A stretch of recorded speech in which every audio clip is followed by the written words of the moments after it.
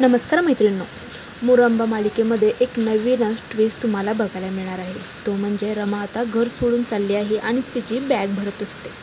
तर आता अचानक अक्षय तिथे येतो आणि तो तिला म्हणतो, रमा तू असं घर सोडून जाऊ नको।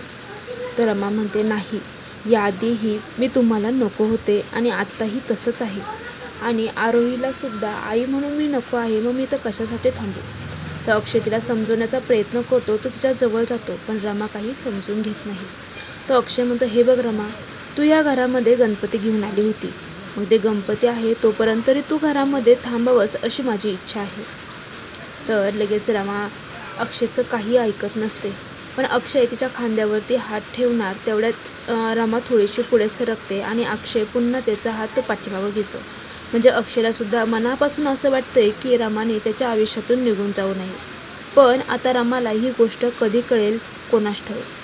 मग आता रमा घर सोडून जाईल की आरोही अक्षय तिला थांबू शकेल, हे सर्व जाणून घेण्यासाठी तुम्हाला पुढील एपिसोड बघावा लागणार आणि त्यासाठी तुम्हाला चॅनल सबस्क्राईब करावं लागेल, व्हिडिओ लाईक करा, कमेंटमध्ये तुमची प्रतिक्रिया नक्की कळवा। थँक्यू।